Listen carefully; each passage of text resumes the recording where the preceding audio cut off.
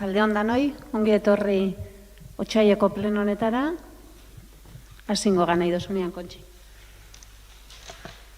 Bueno, lehenengo gaizarrendekin hasi baino lehen, adieraztea Gorka Artolak Ainhoarengan delegatu dola bere boto eskubidea aitatasunagatik baimenarekin dagoen bitartean. Gaizarrendako lehenengo puntua da 2022ko urtarrilaren 31ko aktaren onarpena. Ados zaete? Aho batez onartuta geratzen da. Bigarren puntua, alkatearen jakinarazpenak. Zosa baukazu? Ez. Hirugarrena. Gipuzkoako Foru Aldundia eta Bergarako Udalaren arteko hitzarmena etxeko laguntza zerbitzuaren finantziaziorako 2021-2023 urte tarte horretan. Hitzarmena bidali zitzaizuen, proposamena da hitzarmen hori onartzea eta berta alkateari ahalmena ematea sinatzeko.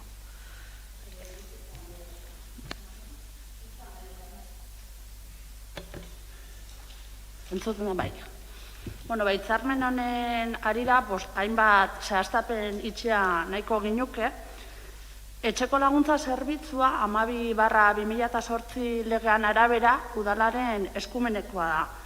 Udalak zerbitzu bere gain hartu ahal izateko Euskal Administrazio Publikoen arteko finantza berregokitzea ezinbestekoa da. Bixen bitartean, akordeo planteatzen da bitarteko neurri bezala. Kontuan izan behar da, hitzarmen honetan jasotzen denan arabera, Gipuzkoako Foru Aldundiak egiten daben ekarpena orduko ez dela egokitzen eta kostua bai egokitzen dela. Eta hone guztiak zer suposatzen daben? Udalak eta erabiltzaileak asumitu beharreko zatisa handitzen jutia. Gainera, urte hauetan Aldundiak guztira egingo duen ekarpena ez da handitzuko. Naiz eta zerbitzuaren jarduerak hazkundea izan. Alegia, Gipuzkoako Foru Aldundiaren aportazioan nabarmenki jaitsi da. 2009 urtean, Aldundixak 167 kostua bere gain hartzen zaban, eta ordutik pixkanaka jaisten junda, 127 iritsi bitartean. Eta 2019 urtean, 123 izan zen. Aldiz udalak, 124tik, 157 indau itzen daben ekarpena, eta herritarrek, 114 erditzek, 126. Hau da, laburbilduz, hasieran Gipuzkoako Foru Aldundiak ekarpenan erdisa baino gehiago itzen zeban, eta oin, laurden bat pasatxo izatera pasau da. Eta udalaren ekarpena laurden bat izatetik ia erdie izatera pasau da. Horren ondorioz, eta lehen esan bezala, etxeko laguntza zerbitzuaren finantzazioaren zati handi bat herritarren eta udalaren bizkar gelditzen da. Eta hau, birplantatu beharra dagoela ikusten dugu.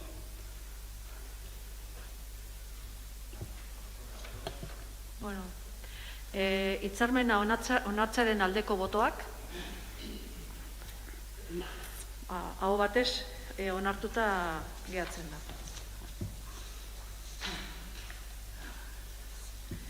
Laugarrena, irabazi asmorik gabeko elkarte eta edo entitatentzat 2022 urterako ezarri diren dirulaguntza programen deialdi arautuko duten oinarrien onarpena. Noain, hasierako onarpena emango duke eta 30.000 jendearran euki, eta ez balin bada inolako alegaziorik aurkezten, ia behin betirako onartu eta deialdi ingo duke diru laguntzena. Urrengo bi kasuak ere berdina die. Zoserra dirazen nahi dezu, bozkatu ingo deu. Onartzaren aldeko botoak, aurkakoak, abstentzioak, onartuta geratzen da. 9 aldeko botokin eta 7 abstentziokin. Bota salpenik edo? Bosgarrena, 2022 urterako enpresa eta edo ekintza haientzako dirulaguntzen programa deialdia arautuko duten oinarrien onarpena. Proposamena berdina da. Onartzaren aldeko botoak, aurkakoak, abstentzioak, Onartuta geratzen da baita 9 aldeko botokin eta 7 abstentziokin. 2022an gaztentzako alokairu sozialaren diru laguntzak emateko. Bai, zain maite ez da. Barkatu, 2022an gaztentzako alokairu sozialaren diru laguntzak emateko deialdi arautuko duten oinarrien onarpena. Onartzaren aldeko botoak, aurkakoak, abstentzioak, onartuta geratzen da baita 9 aldeko botokin eta 7 abstentziokin. 7. Bergarako hiri antolamenduko plan orokorreko 2. aldaketaren behin betiko onarpenen aurkako berraztertze errekursoa. Berraztertze errekurso bat jaso zen, zehazki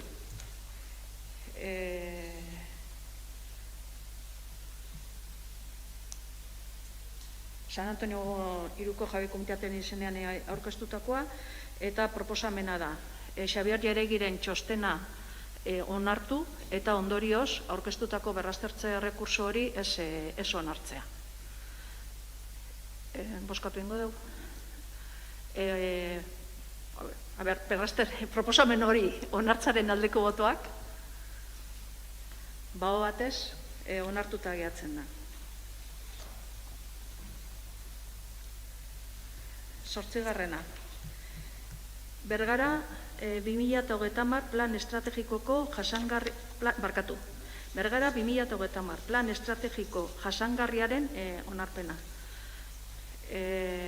Proposamena dela genizuen eta adierazten genizuen plana bera e-mailez bialtzen genizuen ez dizu papelan bialdu oso lodi esalako. Zer adierazin nahi dezu edo bai? Bueno, pozik gare ez, egin herrixea 2030 plan estrategikoa onartzeragoa zelako. Plan hau itxerakoan, agenda 2030-ek ezarritako helburuak hartuziak kontutan, garapen jasangarrirako helburuak hain zuzen be. Garapen jasangarrirako helburu horrek, barne hartzen dituzte bestia beste, pobrezia, klima larrialdia, genero berdintasuna, hizkuntza eta kulturaniztasuna, industrian garapena, plan estrategikoa osatzeko prozesua honako hau izan da. Lehenengo, zelako Bergaran nahi dugun adostu dugu, gero hori lortzeko bete biharreko helburu estrategikoak ezarri ditugu, 5 helburu estrategikoa ondi markatu dira, horretxako bat herritarren ongizatea bermatuko duen eta herritarren alde arteko lankidetza zaintzaren balorea sustatzen dituen gizartea eraikitzea izan da. Behin helburu estrategikoak ezarritza, helburuetara heltzeko egin beharreko ekintza zehaztu ditugu. Plan estrategiko honek 2030erako bidea markatzea da gure asmoa, eta gide izatea udalaren jardunian. Nagorek aipatu dago zertan datzan plan estrategiko hori, eta nik nahiko nuke azpimarratzea zelan indan, zelan jundan prozesua. Parte hartzia egon da plan estrategikoan oinarrizan, eta nahiko goinuko eskerrak emotia, bertan parte hartu daben, eragile eta norbanako da nahi bai, pilo batek parte hartu dabe, eta eskertzeko dauren prestutasuna prozesu guzti honetan zehar. Bi herri batzarri india, diagnostikorako sektorek eta eragile ezberdinek egin 11 parte hartze saio india, gaikako maixak beratu zian, lurralde, ekonomia, herritxarrak ingurumena, eta 22 saio india arloka, merkatarizek india bilera berezitxuak, udalteknikarizek beratu da parte. Azken finean, prozesu horretan parte hartu eta lan egiteko prestutasuna saldu daben, danek hartu da parte, eta danek indabe baliozko ekarpenak, eta beste ibari eskak emartia nahiko goinuke parte hartzaile da nahi.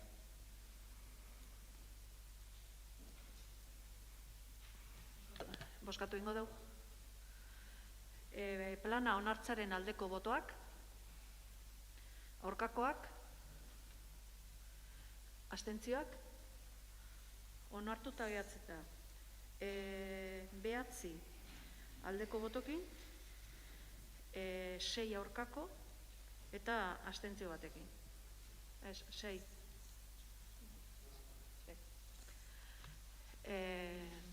Boto azalpenik edo? Bai, atzaldeon. Bueno, guk esatia hasieratikan desadostasunak eduki ditugula, iritzita eta prozeduran, eta gure ikuspegitik garrantzitsua zan, eta da, hiru alderdixen adostasuna, pentsatzako hiru alderdixen adostasuna biharrezkoa litzatekela plan estrategiko sendo eta irankor bat aurrera eramateko, ezta? Da Bergara guztien onura lortzeko, eta bueno, hori nahi neban azpimarratzia, gure ezezko bozka justifikatzeko.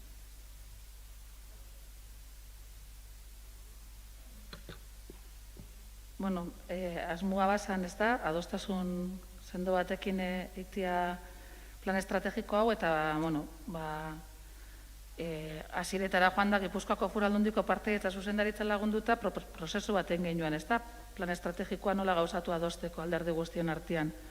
Prozesu honetan, momentu baten, bueno, uko einzan parte hartzeko EAJ-ak uko einzotzan parte hartziai, talde eragile bat sortu ginoan plan estrategikoaren jarraipena itxeko eta berau gidatzeko, eta, bueno, horbe iguale parte hartzia esan nahi izan, arlokako maizetan hartuko zabela, EAJ-ak arlokako maietan parte hartuko zabela esan zaban, ez da.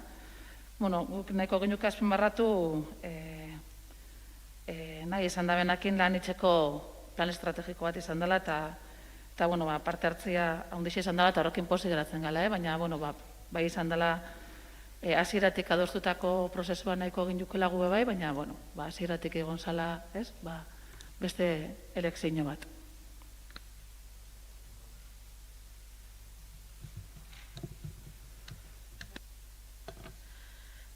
Bederatzigarren puntue, Bergarako turismo plan estrategikoa 2022-2025 onartzea. Zega saldu nahi dozu edo boskatu ingo dugu?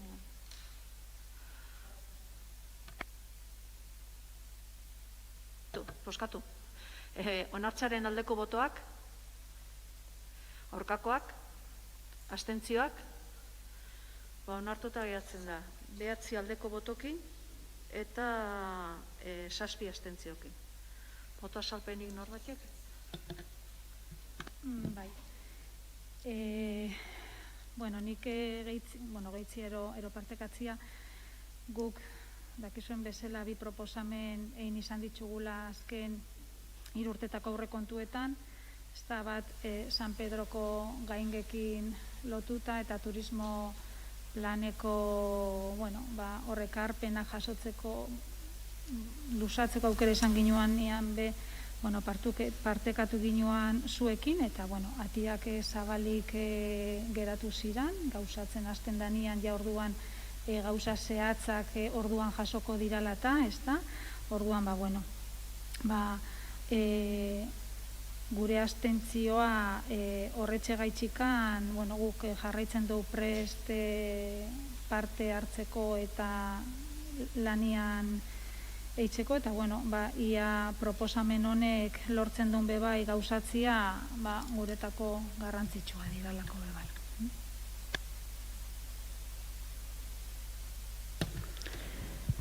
Bueno, turismo planaren inguruan, ala da, bai, behinke enpresarekin landu dugun plan bat da, eragile desberdinekin landutakoa, eta proposamena iritsi izanean, zirriborroa iritsi izanean, bai, bueno, 3 alderdixetako taldietara bideratu zen, eta, bueno, jaso ziren, bai, zuen aldetik, San Pedroko gangak eta Santa Mainako zubixaren argiztapenaren inguruko proposamenak, eta gure aldetik, konkretuki auzotako zinegotzixaren aldetipe, elusuko gazteluaren, eta inguruan beste proposamen bat. Proposamen horrek bideratu ziren enpresara eta lan bilera bat deitu genduan. Lan bilera horretara etorri zinaten zuek, eta joan ginean gobernuko kideak, eta han trasladau genduan turismo planokinek ekintzain zehatzik jasotzen ez da ben arren, baduke kabida punto baten, bai. Hain zuzen, bigarren ardatzeko helburu baten jasotzen da bizita turistikoetan Bergarako beste ondare elementu batzuk sar daitezkeen aztertzea. Seminarixoa, samartzial, ermitak, elizak, eta han adostu bezala puntu horretan dauke kokagunea zuen bi proposamenek eta hala adostu genduan.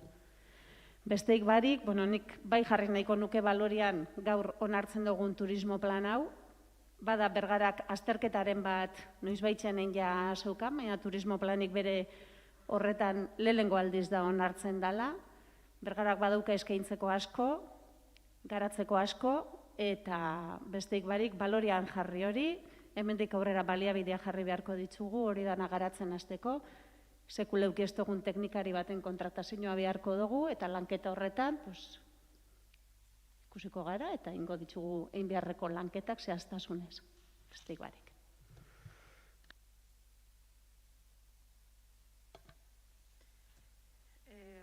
Hamargarren puntue, 2022ko udalarrek kontuaren lehenengo eta bigarren kreditu aldaketa onartuz, 2022ko otsailaren 17an emandako dekretuen berri ematea.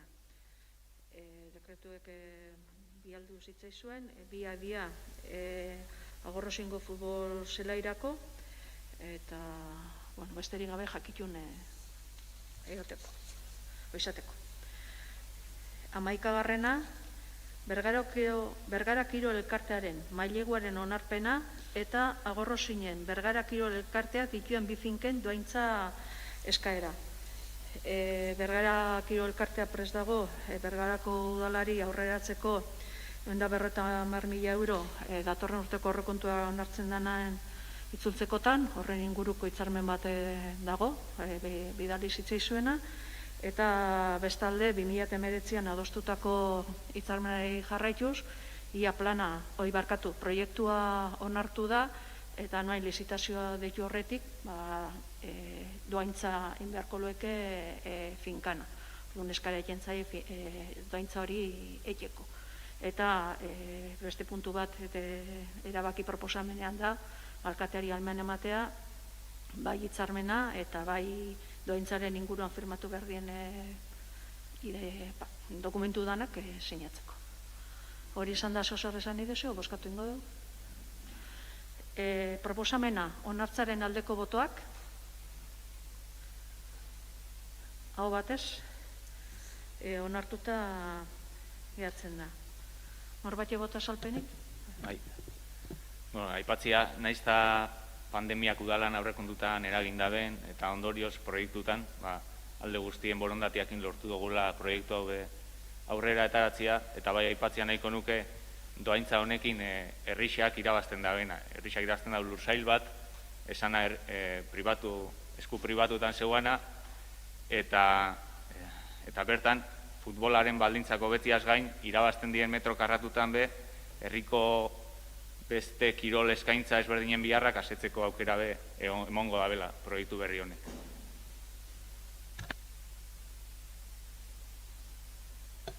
Vale.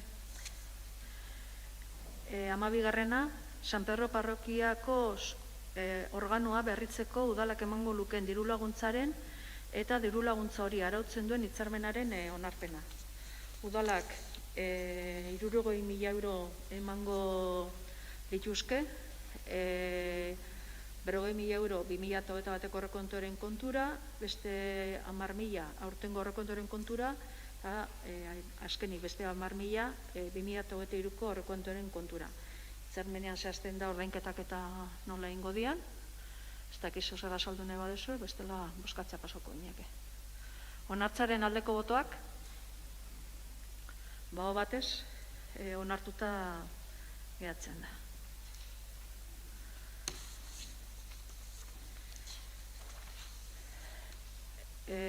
Sarako Errepublika Arabiar Demokratikoaren 56. urteurreneko adierazpen instituzional proposamena. Egun batzuk barru 2022ko otsailaren 27an Sahara herriak Sarako Estatuaren, Sarako Errepublika Arabiar Demokratikoa sorreraren 56. urteurrena ospatuko du. 40 urtez mendebaldeko Sahara okupatu eta Sahara herria borrokatu ondoren egoera konpondu gabe dago oraindik. eta bai lurralde okupatuetan bizi diren biztanleek, bai Tindufeko errefuxiatuen kanpamentuetan bizi direnek giza eskubideen urraketak pairatzen dituzte, eta Marokoren okupazioaren pean edo babes kanpalekuetan bizitzera behartuta daude. Testuinguru horretan, Nazio Batuek Fronte Polisarioaren eta Marokoko erresumaren arteko elkarrizketak desblokeatzeko egindako urratsak 7 urte baino gehiago daramatzatenak zapuztu egin dira idazkari nagusiaren ordezkari personalaren Kouner jaunaren dimisioarekin.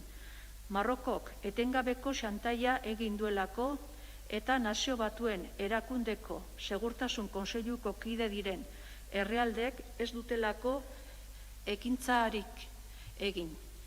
Korler jaunak dimisioa eman zuenetik ia 2 urte eta erdi igaro ondoren, Nazio Batuen erakundeko idazkari nagusiak Stefan de Mistura diplomatiko italiar suediarra izendatu zuen 2021ko azaroaren batean ordezkari personal berri gisa. Mistura jaunak 2022ko urtarrilean bira bat hasi du eskualdean Fronte Polisarioaren eta Marrokoren arteko bake prozesua berpizteko asmoz. Marokoko erresumaren eta Fronte Polisarioaren arteko negoziazioi berrekiteko aleginak babesten baditugu ere 1995tik dirauen mendebaldeko Saharako gatazkaren bi aldeok biziki deitoratzen dugu de Mistura jaunak Marokoko erresumak okupatutako lurralde ez autonomia bisitatu ez izana. Erabat proklatuta baitago 2015tik aurrera edozein ikuskapen independentetarako baita Nazio Batuen erakundeko giza eskubidetarako goi komisarioaren bulegorako ere. Jakina da mendebaldeko Saharako lurralde okupatuetan Minursoren Nazio Batuen erreferendumerako misio mendebaldeko Saharan ardura ez dela oraindik Sahararen giza eskubideen zaintza. Gainera, Sueten akordioaren amaieraren ondorioz, Marokoren okupazioaren pean bizi diren sahararrek bizi duten egoera oso kezkagarria da asko gogortzen ari delako. Izan ere, okupatutako mendebaldeko Saharan giza eskubideen urraketak ez du etenik 1975tik. Baina, 2020ko azaroaren 13an Sueten zenetik 29 urte indarrean egon zena, Marokoko okupazio indarrek beren presentzia militarra eta paramilitarra mendebaldeko Saharako herriaren ordezkari den aldetik, Fronte Polisarioaren aldeko azken bi epai horiek eragina handia izango dute Europar Batasuna Marokorekin dituen harremanetan. Eta Marokoren eta Fronte Polisarioaren arteko gatazkarik zabalenean parte hartzea ekarriko dute. Oro har, epai horiek berretsi egiten dute Europar Batasunak bereizteko politika saiestezina. Izan ere, politika horren bidez, legez behartuta dago mendebaldeko Saharako lurraldea Marokorekin dituen akordioetatik kanpo uztera. Hori funtsezko bi alderditan oinarritzen da. Lehenengoa, mendebaldeko Sahararen estatusa da Marokoko lurralde bereizi eta desberdin gisa, eta Europar Batasunak aldi berean Marokok lurraldearen gainean duen suberotasuna ez onartzeko duen betebeharra. Bigarrena, mendebaldeko Saharako herriaren baimena lortzeko beharra da, bere lurraldearekin lotutako akordioak egiten direnean. Marokoko erresumak bere aldetik bere itsas eremua mugatzen duen bi legeren onarpena sustatu du parlamentuan, eta horrekin urratu egin du Nazio Batuen erakundearen itsas zuzenbideari buruzko konbentzioan ezarritakoa. Jurisdizio urak edatuz bere lurralde uretatik 12.000-tara, ekonomia eremu esklusibotik 200.000-tara eta plataforma kontinentaletik 350.000-tara. Eta kontuan hartuta, arau horrek urratu egiten duela, nazioarteko zuzenbidea eta bereziki larria dela Sahara lurraldea. erabaki horrek beste ezegontasun eta provokazio faktore bat sartzen du Mendebaldeko Saharako gatazkan. Sahar herriari bere lurraldearen gainean aitortutako eskubide legitimoak alde batera utzita eta gainera bere aberastasunen eta baliabide naturalen espoliazioa areagotuta. Gaur abiatzen da nazioarteko zuzenbidearen urraketa nabarmenen aurrean eraginik ez izateak eta potentzia okupatzailearekin, Marokorekin lankidetza politiko eta ekonomikoak zigorri gabe ez usteko aro bat. Gaur, inoiz baino gehiago Espainiari eta Europar Batasunari gatazkan dituzten erantzunkizunei aurre egin diezaietela eskatzeko unea da. Estatu Espainiarraren kasuan bereziki deskolonizatzeke dagoen azken lurralde afrikarraren Mendebaldeko Sahara potentzia administratzailea baita.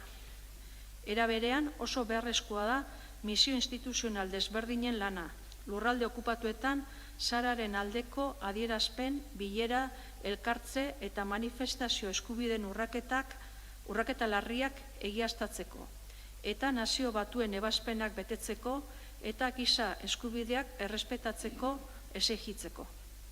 Horregatik guztiagatik berresten dugu Fronte Polisarioa dela Saharako herriaren ordezkari legitimoa eta bakarra, nazio batuen erakundeak eta nazioarteko komunitateak hala onartuta. Berriro salatzen dugu Marokok Mendebaldeko Saharan duen presentzia legez kanpokoa dela eta ezin duela eragin juridiko edo politikorik izan Sahara herriak autodeterminaziorako eta independentziarako duen eskubideak altetzeko Mendebaldeko Saharan bizi den egoera larria ikusita.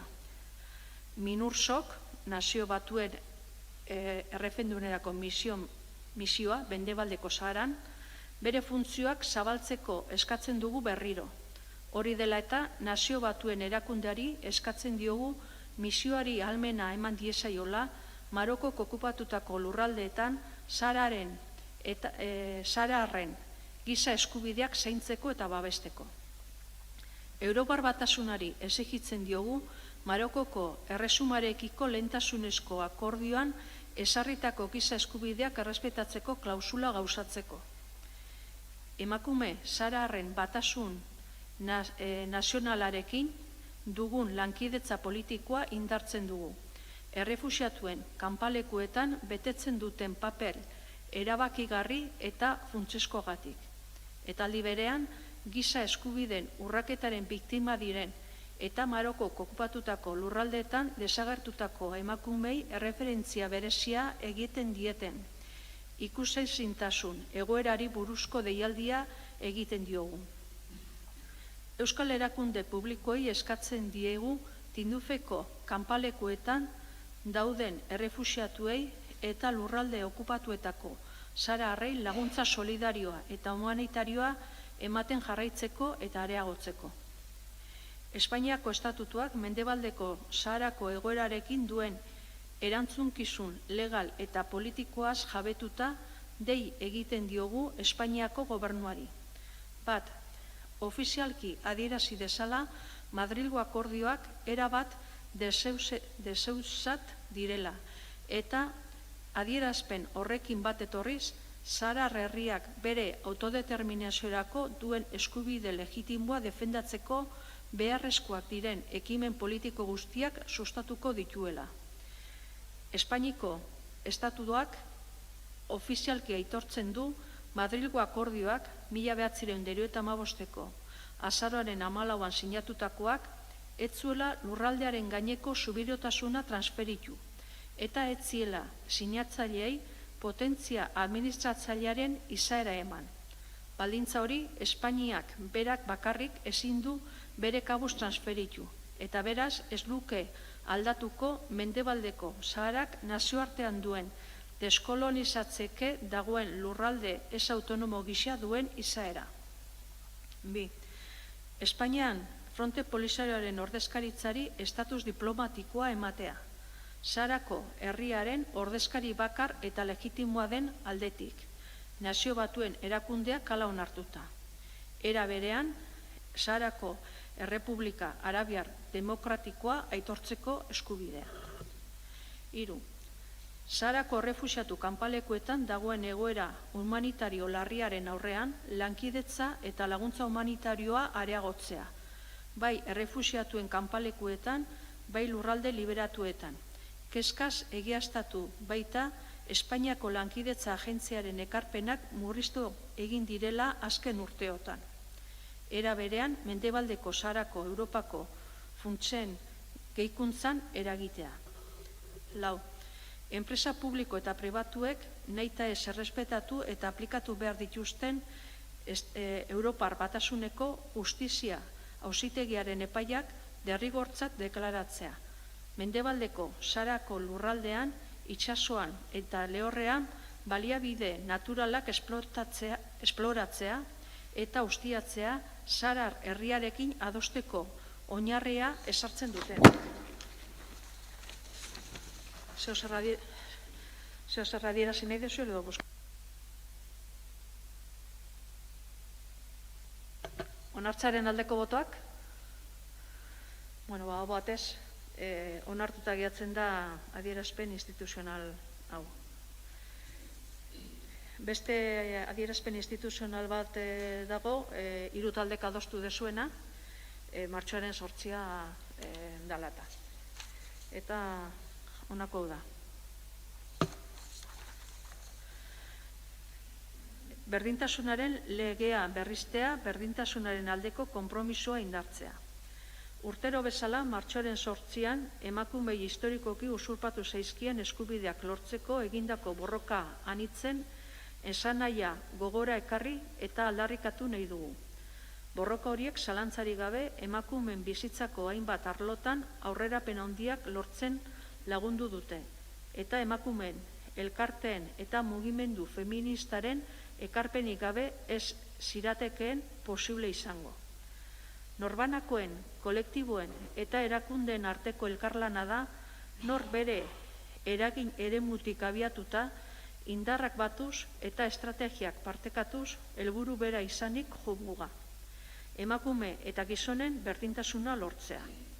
Gaur egun ere, bidea luzea dugu egiteko emakumeen eta gizonen arteko berdintasun eraginkorra lortzeko. Eta horregatik ezinbestekoa da emakumeen eguna aldarrikatzen jarraitzea. Esparru horretan, Eusko Legebiltzarrea berdintasunerako 4/2005 legearen aldaketa onartzari balioa eman behar zaio. Berdintasunaren alde eta indarkeria matxistaren aurka jauzi kualitatiboa egite albideratuko duen arau esparrua eraikitzeko testuinguru egokian sustraituta baitago. Badakigu gaur egun gure herri eta hirietan berdintasunarekin gero eta sensibilizazioa handiagoa duten herritarrak ditugula. Emakumeenganako indarkeriaren aurkako neurriak gero eta gehiago eskatzen dituztenak. Horregatik, lege berri hau aukera bikaina da gizartearen aldarri hori eta erakundek herritarren aurrean duten konpromisoari erantzungo dion tresna bat emateko. Berdintasunerako legearen aldaketa dator zeinak berdintasun politikak indartzea ekarriko duen, eta beraz, gizarte bidezkoago eta berdinzaleago baterantz aurrera garamatzana. Hori guztia emakumeen eta gizonen berdintasuna, giza eskubide izateaz gain, demokrazian sakontzeko eta gizarte kohesionatuagoa, inklusiboagoa eta sozialki eta ekonomikoki jasangarriagoa eraikitzeko behar estrategikoa dela sinetsita. Eta gizarte gisa dugun erronka honetan, toki erakundeok arau esparru berriak dakarren erronka handiari ahalik eta erantzun honen emateko aukera dugu.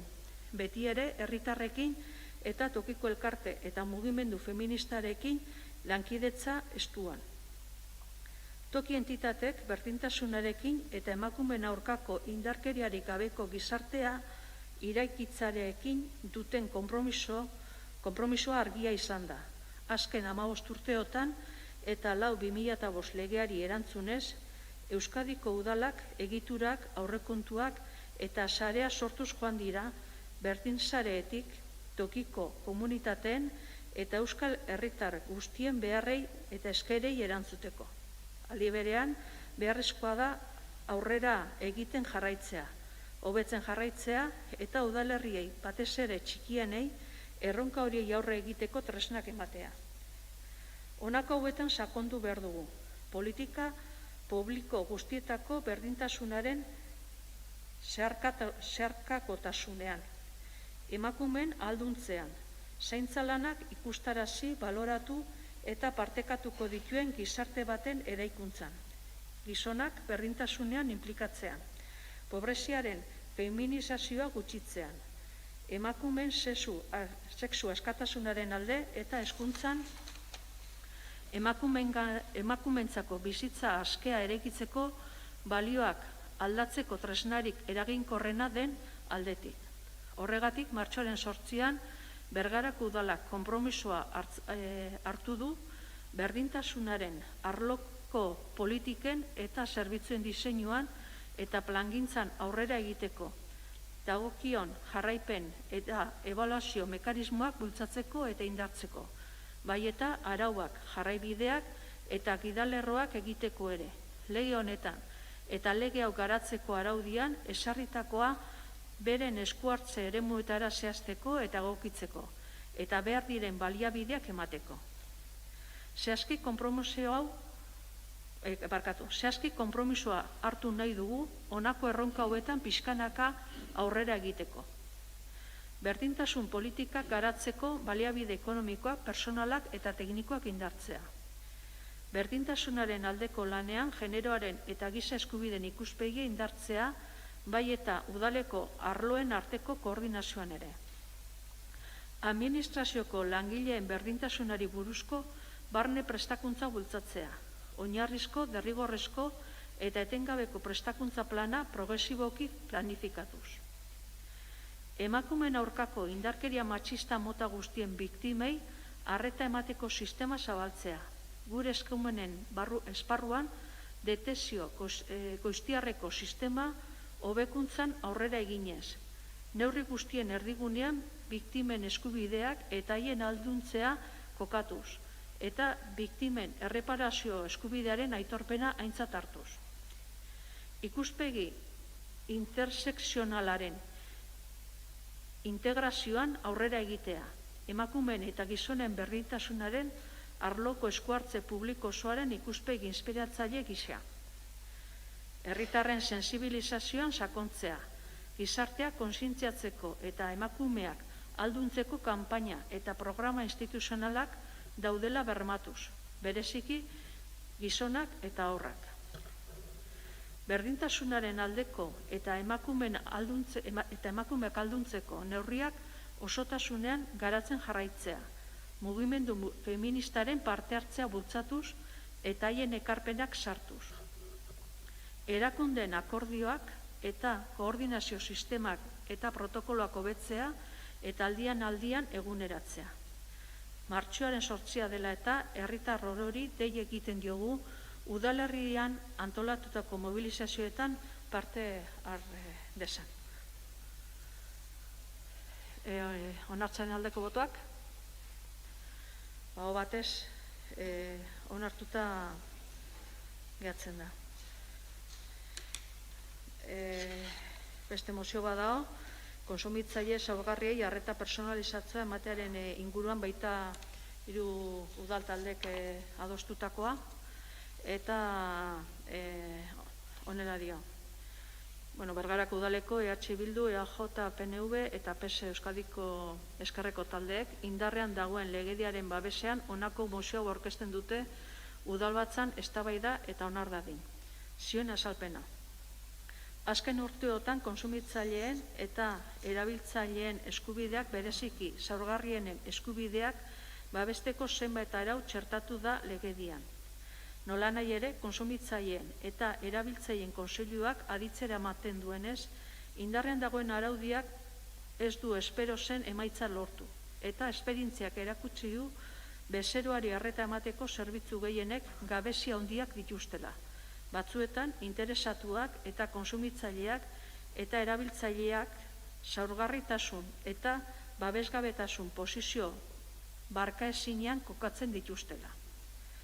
Hortaz, bide luze egin behar da enpresek, saltokiek, bankuek eta oro har era guztietako erakunde publikoek eta pribatuek zerbitzuek behar bezala egin ditzaten, adinekoen eta desgaitasuna duten edozein adinetako pertsonen ezaugarri berezia kontuan hartuta.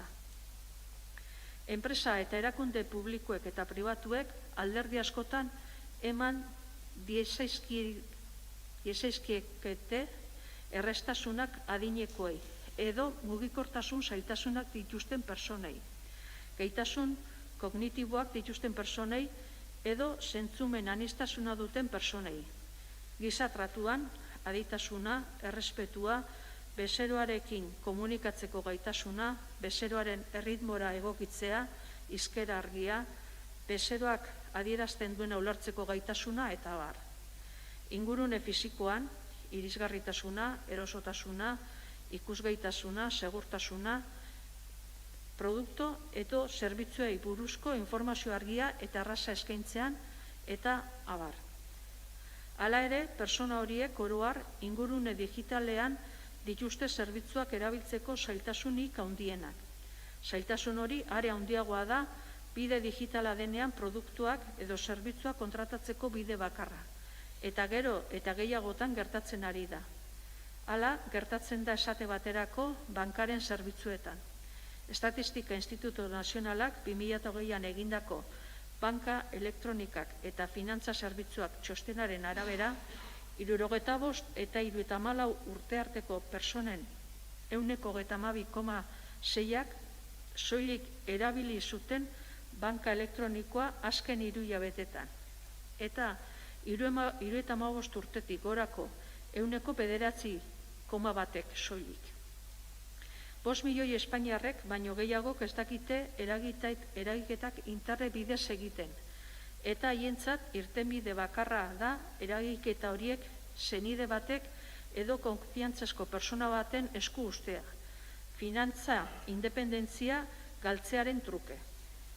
Azaldutako guztiaren ondorioz, udalbatzari honako erabakiak hartzea proposatzen zaio. Bergarako udalak herrian presentzia duten enpresa eta erakunde zerbitzu egileei eskatzen die arreta personalizatua eman diezaietela kontsumitzaile zaurgarriei, bai adineko personei, bai desgaitasuna dutenei. Bergarako udalak erakunde publiko zein pribatu horiei eskatzen die kontuan har ditzatela kolektibo horien premia bereziak eta arreta hurbila eta azkarra eman diezaietela kalean itxaron beharrik izan gabe. Bergarako udalak erakunde horiei eskatzen die saiatz dezatela eskaintzen dituzten zerbitzu edo produktuetara iristeko sistema digitalak edo makinak nahita ez erabili beharra. Bergarako udalak Eusko Jaurlaritzari eta Gipuzkoako Foru Aldundiari eskatzen die beren eskumeneko zerbitzu guztietan aurreko arreta erraztea eta personek kalean itxaron beharra saihestea. Bergarako udalak konpromiso irmoa hartzen du adineko personek eta desgaitasuna duten edozein adinetako personek administrazio publiko honetan egin behar dituzten tramitetan izan ditzaketen zailtasunak berrikusteko eta zerbitzuak egitean haien premiak kontuan hartzeko. Bergarako udalak merkataritza eta ostalaritza establezimenduak gonbidatzen ditu adineko personei eta desgaitasuna duten edozein adinetako personei erraztasunak emateko neurriak hartzera. Erraz irikitzen diren ateak, heldurrekoa sarreran, itxaroteko eserlekuak, poltsetarako eta paketetarako laguntzak, probaleku, eroso eta irisgarriak, letra argi eta handiko kartelak, ageriko informazioa eta bar. Horretarako udalak adineko personei eta desgaitasuna duten personei arreta emateko jardun bide egokiei buruzko sensibilizazio eta informazio kanpaina egingo du. Bergarako udalak udalbatzarreko erabaki hauek helaraziko dizkie udalerrian presentzia duten merkataritza eta zerbitzu erakundei eta udalerri honetako personek erabili behar dituzten bestelako zerbitzu publikoei. Onartzaren aldeko botoak, hau batez, onartuta geratzen da. Boto azalpenik? Muy brevemente, simplemente agradecer la voluntad de acuerdo y de colaboración de los otros dos grupos que componen este pleno. Es una propuesta que se presentó a iniciativa del Partido Socialista de Euskadi, Euskadiko Ezkerra, pero viendo el interés y yo creo que la conciencia social que tiene este ayuntamiento, se decidió hacerlo bajo el amparo de los tres grupos y quisiera agradecer esa voluntad de acuerdo y de seguir adelante con un reto tan importante como es este.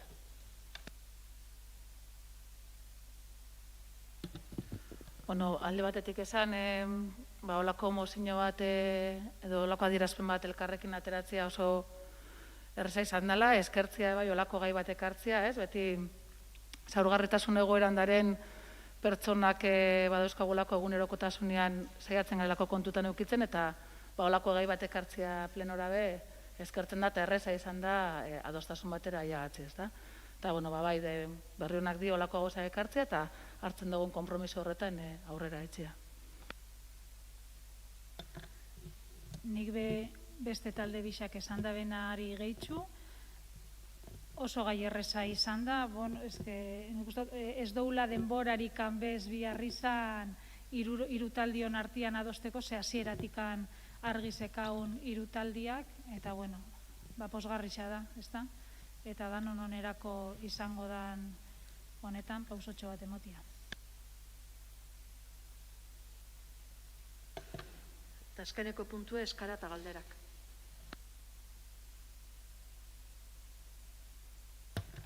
Albertok eskatu da bitza. Bien,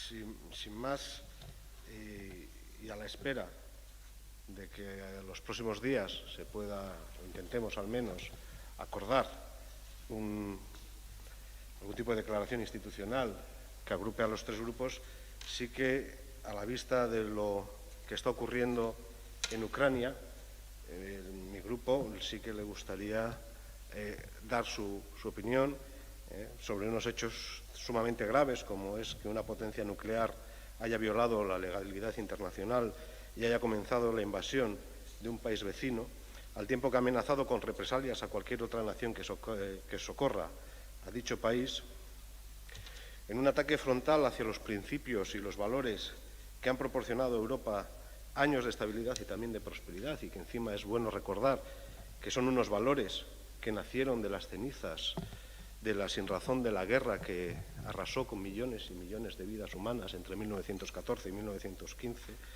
valores como el de la paz, el del respeto a la legalidad internacional, el de la solidaridad, o también el de la cooperación humanitaria con los pueblos afectados. El Grupo Municipal Socialista quiere mostrar su total y rotunda condena a las inaceptables acciones militares del gobierno de Putin en Ucrania. Insisto, es la valoración que hace mi grupo, y a la espera y con la esperanza de que en los próximos días podamos llegar a un acuerdo unánime que pueda plantearse una condena de esta situación tan sumamente anómala y que desde luego pone en peligro y en riesgo la democracia tal como la entendemos. Irune. Alberto, kitza hartu da benez gai honekin nik jarraitzu ero nere gure taldian iritzisa lusatuko. Alde batetik, ostiralian hasi ginean, asteburua medio, eta ontzen plenora etorri aurretik azkeneko momentuko hausnarketa bat itzen, ez da, pertsonalki esaten penagarrixa bebai pentsatze jatan, ez? Penagarrixa alako eraso baten aurrian, zelan ez garan, asteazkenerako geratu gara eta horren esperantzakin, eta ia heltzen garan, ez da, ez gara izan gai, gutxieneko parrafotxo bapez, ez da, adosteko, hiruron aurrian eraso hau gaitzesteko, baina lanketa horretarako geratu gara aste honetan zehar eta ia gai garan, eta oin, zuk zure barkatu pesek beran iritzixa mai gainera datu daben bezala, ni bebai zuen baimenakin igual gure taldian momentu honetakoa, ondo pentsatzen baldin majatzue, lusatu eingo dot. 2022ko otsailean 24an, Vladimir Putinek, Errusiako presidentiak, Ukrainian aurkako operazio militarra agindu zeban, eta gerra hotza amaitu zanetik gatazkarik larrixena izan dan alde bakarreko eraso honen aurrian Europar Batasunan egonkortasunan nazioarteko ordena eta bake arriskuan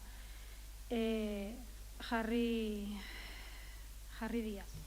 Orduan Bergarako EAJ-PNV udal taldiak pentsatzen duguna Estatu subirano, 5 puntuak, aurrez lusatu dotxue guzenak, baten aldaketatxo bat egin dugu.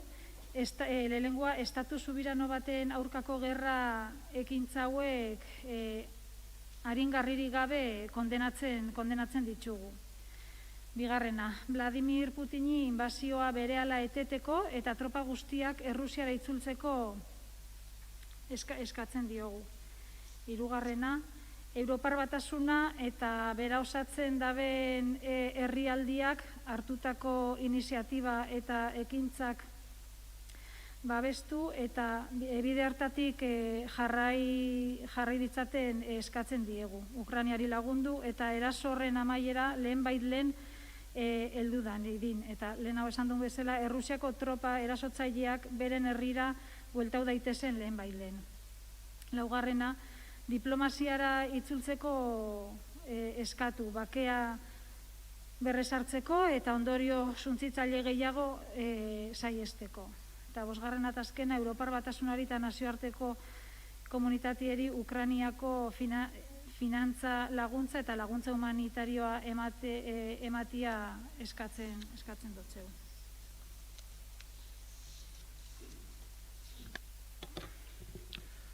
Ni be hitzartuko testagai horren aurrean, adierazi daen moduan bai Albertok eta bai Irunek, apur bate adostasunera iristeko ahalegina egingo dugu hurrengo egunetan, testu bateratu bat edo adierazpen bateratu bat ataratzeko. Nahiko ginuke esan, gerra honen aurka garela, aurretik aipatu dugun beste gerra aurkan garen moduan. Guetako berri txarra da inondik inora Ukrainian gerra piztu izana. Pentsatzen dugu arazo politikoa konpontzeko muda ez lukela beharko gerrak izan, ezta? Gerra honek sufrimendu ekarriko dau, bada ekarri dauia, ez? Ondorixoak ezagunak dia dan ondako. Hilakoak, errefuxiatuak, zaurituak, osia, ekonomikoki gaizki pasauko dabenak, bilurra, eta bakarrik hitz batzuk elkartasuna adierazteko, gerra honen biktima danei, eta bereziki gerra hau bertatik bertara bizitzen nahi dien zenitartekoak eta laguna dituzten bergarar guztie.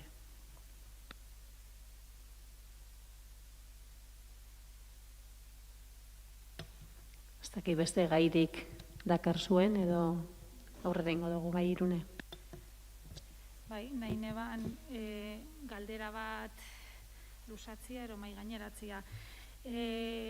Azkenengo egun hauetan, sare sozialetan jakin dugu, mugikortasun planaren aurkezpena eta ekarpena jasotzeko bilera egingo zala, gaur gero ikusi dugu bertan bera geratu dela.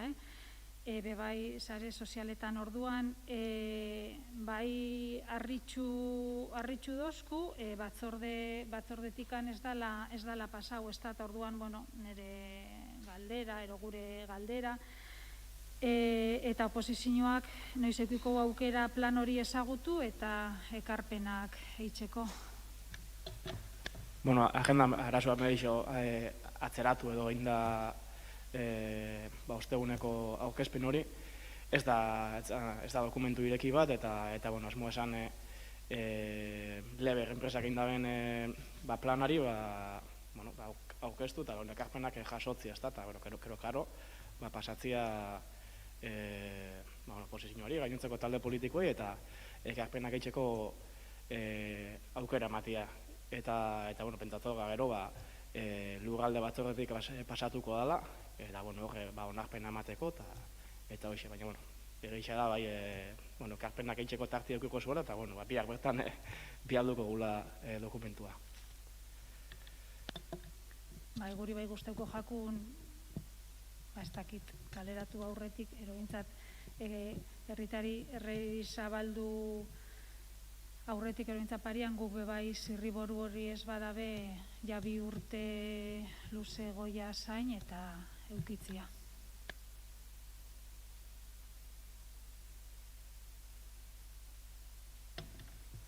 Besterik ez badago bukatutzat emango dugu gorko plenoa. Eskerrik asko danoi eta datorren hilera arte.